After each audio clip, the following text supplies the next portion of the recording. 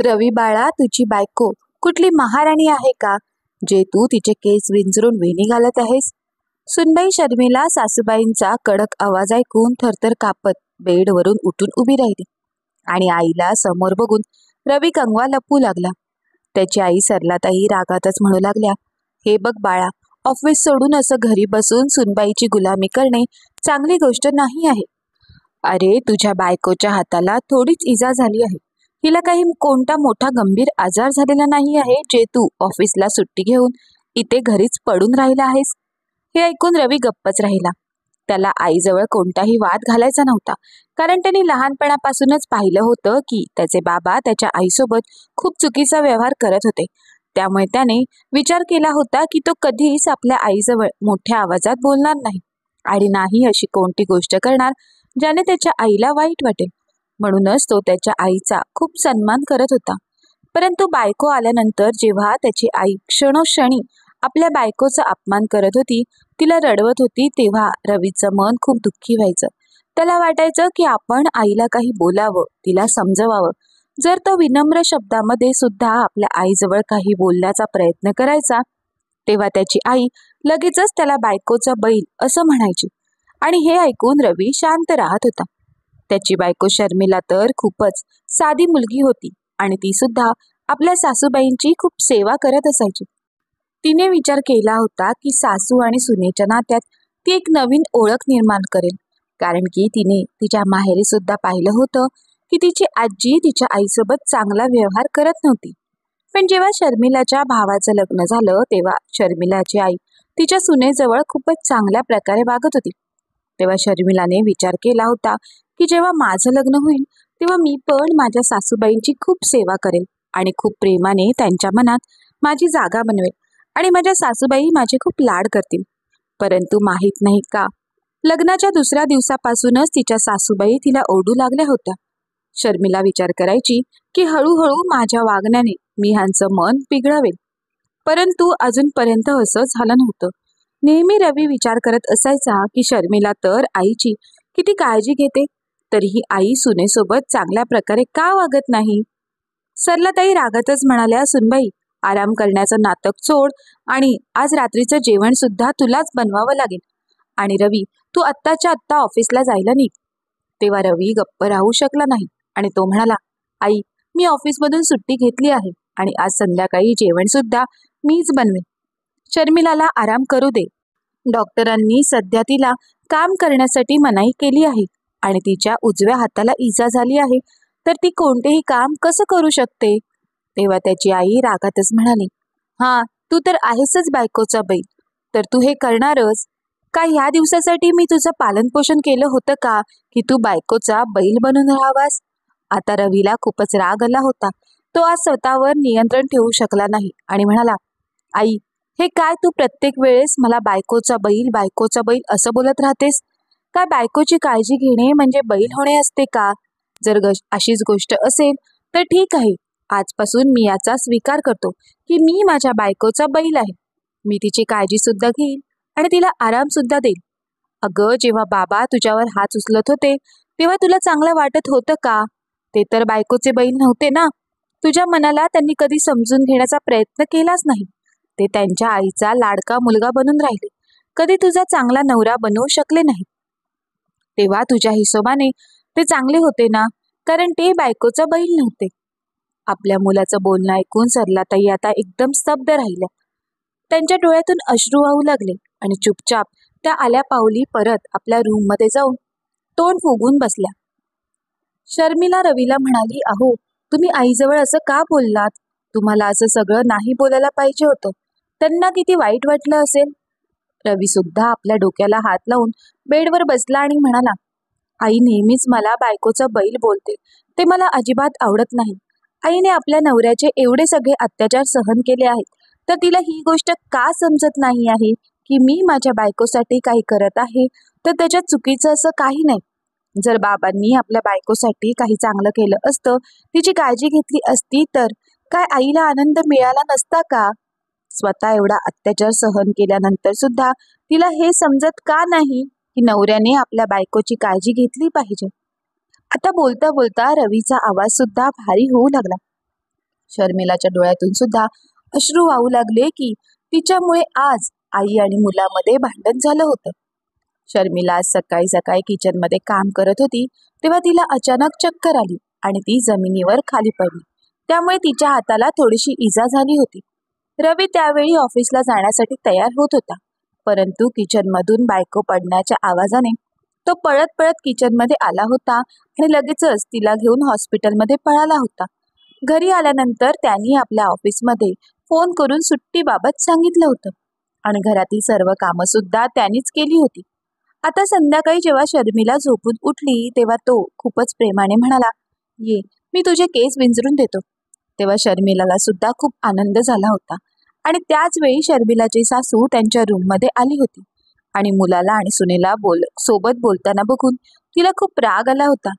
सरलाताई आपल्या रूममध्ये येऊन रडतच होत्या आणि विचार करू लागल्या की लग्न झाल्यानंतर रवी केवढा बदलला आहे. पहिले तर तो माझी किती काळजी घेत होता. जेव्हा त्याच्या बाबांचा मृत्यू झाला होता तेव्हा मला खूप एकटेपणा वाटत होता, परंतु त्यांनी माझ्यावर एवढे अत्याचार केले होते की मला वाटत होतं की आता मला त्या अत्याचारापासून मुक्ती मिळाली आहे. इकडे रवी सुद्धा मोठा झाला होता आणि जॉब करू लागला होता, त्यामुळे तो माझी काळजी घेत होता आणि आता मला आनंदाने जीवन जगण्याची आझादी मिळाली होती. आता रवीच्या सांगण्यावरून मी कधी माझ्या मैत्रिणींसोबत मंदिरात जात होती तर कधी शॉपिंगसाठी जात होती किंवा कधी पिक्चर बघण्यासाठी जात होती. रवी मला जगातील प्रत्येक आनंद देऊ इच्छित होता. पण जेव्हा रवीचं लग्न झालं तेव्हा मला वाटू लागलं की सुनबाई आल्यानंतर माझा मुलगा बदलू नये. जेव्हा रवी आपल्या बायकोची काळजी घ्यायचा, तिच्यासोबत प्रेमाने हसत बोलत असायचा तेव्हा माझं मन खूप जळायचं आणि मी विचार करायची की रवी बायकोचा बैल बनला आहे. म्हणूनच मी माझ्या सुनेवर चिडचिड करत असायचे. आता सरलाताईंच्या डोळ्यात खूप सारे अश्रू आले होते. आज जेव्हा रवी आपल्या बायकोचे केस विंचरत होता तेव्हा त्यांना खूप राग आला होता, परंतु आता त्या थंड डोक्याने विचार केल्यानंतर त्यांना वाटू लागलं होतं की रवीने तर नेहमीच माझ्या प्रती त्याचे कर्तव्य पूर्ण केले आहे. त्याचे वडील देवाघरी गेल्यापासून त्याने कधीही माझ्यावर उंच आवाजात बोलणं केलं नाही. नेहमीच मला आनंदाने जगण्यासाठी प्रोत्साहित केलं आणि त्याच्याच प्रयत्नांनी आज मी माझं जीवन जगायला सुरुवात केली आहे. परंतु मी त्याला त्याचं जीवन जगू देत नाही आहे. जर माझ्या हाताला इजा झाली असती आणि माझा नवरा माझे केस विंचरत असता तर मला सुद्धा खूप आनंद भेटला असता, परंतु मी तर माझ्या मुलाला या कामासाठी बायकोचा बैल म्हणाले. खरंच रवीला खूप वाईट वाटलं असेल, म्हणूनच तो आज माझ्यावर भडकला. नाहीतर माझा मुलगा किती सरळ साधा आहे, कधी माझ्याजवळ मोठ्या आवाजात बोलला सुद्धा नाही. मग त्या शर्मिलाबद्दल विचार करू लागल्या. मी तर पहिल्या दिवसापासून तिला टोमणे मारत आली आहे. नेहमीच तिच्या कामामध्ये चुका काढत असते, परंतु ती तर आई आई करत माझ्या मागे पुढे फिरत असते. माझी किती काळजी घेते. त्यांना आठवू लागलं की मागच्या महिन्यात त्यांना खूप ताप आला होता आणि थकवा आल्यामुळे त्यांना अंथरुणातून उठता येत नव्हतं. तेव्हा शर्मिलानेच त्यांची सेवा केली होती आणि आज त्या आपल्या मुलावर ओरडत होत्या. त्यावेळी जेव्हा शर्मिला घरातील काम करत असायची तेव्हा त्यांच्या मुलाने म्हणजेच रवीने सरलाताईंचे केस सुद्धा विंचरले होते.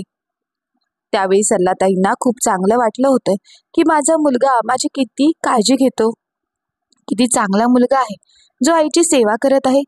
परंतु आज तोच मुलगा जेव्हा बायकोसाठी काही करत होता तेव्हा त्याला बायकोचा बैल म्हणाल्या होत्या. आता त्यांच्या डोळ्यात पश्चातापाचे अश्रू आले होते. तेव्हा त्यांनी बघितलं की रवी रूम मध्ये चहा घेऊन येत आहे. त्यांनी पटकन आपला अश्रू पुसले आणि रवी चहा आणि बिस्किटांचा ट्रे त्यांच्या समोर ठेवत म्हणाला, "घे आई, चहा पी आणि मला माफ कर. मी तुला खूपच जास्त ऐकवलं, परंतु आई मला फक्त एकाच प्रश्नाचं उत्तर दे. जर मी माझ्या बायकोची काळजी घेत असेल तर मी तिचा बैल आहे. मग जेव्हा मी तुझी काळजी घेतो तर मग मी माझ्या आईचा सुद्धा बैल आहे का? त्याला तर एक चांगला मुलगा असणं असं म्हणतात ना. मग जेव्हा मी माझ्या बायकोची काळजी घेतो तेव्हा मी एक चांगला नवरा नाही असू शकत, तेव्हा मी माझ्या बायकोचा बैल का बनतो?" सरलाताईंच्या डोळ्यात आता पश्चातापाचे अश्रू वाहू लागले. त्या भरल्या गळ्याने म्हणू लागल्या, "बाळा, काय करू, सगळं आयुष्य कमतरतेत घालवलं. कधी माझ्या नवऱ्याने माझी अशी काळजी नाही घेतली, म्हणून जेव्हा तुला सुनबाई प्रती काळजी घेताना बघायची तेव्हा माझं मन ईर्षेने भरून उठायचं आणि मला वाटायचं की तू तर माझा मुलगा आहेस, तर तू सुनबाईची एवढी काळजी का घेत आहेस? मला वाटायचं की तू सुनबाईचा बैल होत चालला आहेस, परंतु खरंच तू एक लायक मनुष्य आहेस. माझ्या पालन पोषणामुळेच तू आज एक चांगला मुलगा बनला आहेस. आणि जेव्हा मी तुझ्यात चांगलेपणा बघत होती, तेव्हा माहित नाही का मला चांगलं वाटत नव्हतं. परंतु तू एक नवऱ्याच्या रूपात एकदम परफेक्ट नवरा आहेस. तू बायकोचा बैल नाही आहेस, तर एक चांगला नवरा आहेस. जर माझ्या नवऱ्यामध्ये सुद्धा हे सगळे गुण असते, तर मी सुद्धा एका बायकोच्या रूपात खूप आनंदी असते. परंतु मला तर फक्त ओरड, टोमणे आणि शिव्याच मिळाल्या. परंतु सुनबाईचे नशीब खूप चांगलं आहे, जे तिला तुझ्यासारखा नवरा मिळाला. बाळा, मला माफ कर, मी चुकीचा विचार करत होती. तेव्हा दरवाजाच्या मागे उभी असलेली शर्मिला सुद्धा रूममध्ये आली आणि म्हणाली, आई, आज तुम्ही हे सुद्धा सांगा की माझी काय चुकी आहे आणि मी असं काय करू ज्यामुळे तुम्ही माझ्यावर सुद्धा प्रेम करू लागाल. सरलाताई हळूच हसल्या आणि म्हणाल्या, सुनबाई, तुझी काही चुकी नाही आहे. उलट मीच एवढी वर्ष अत्याचार सहन करत करत कुटीत झाली आहे आणि मला माझा मुलगा आणि सुनबाईचे प्रेम समजत नव्हतं. परंतु आजपासून मी माझ्यात बदल आणेल आणि माझं कर्तव्य आहे की मी माझ्या मुलावर प्रेम करावं. म्हणून आजपासून मी तेच करेल आणि आपण दोघी मिळून सगळ्यांना दाखवून देऊ की सासू आणि सून सुद्धा प्रेमाने राहू शकतात. सासूबाईंचं बोलणं ऐकून शर्मिला आनंदाने नाचू लागली. तिने पटकन जाऊन आपल्या सासूबाईंना मिठी मारली. तर रवीने सुद्धा सुटकेचा श्वास घेतला. आता त्यांच्या घरात आनंदी आनंदच आहे. तर मित्र आणि मैत्रिणींनो, तुम्हाला काय वाटतं? बायकोची काळजी घेणे म्हणजे तिचा बैल असणे असं आहे का? ते आम्हाला कमेंट करून नक्की सांगा. आणि तुम्हाला जर का गोष्ट आवडली असेल तर गोष्टीला लाईक करा, शेअर करा. धन्यवाद.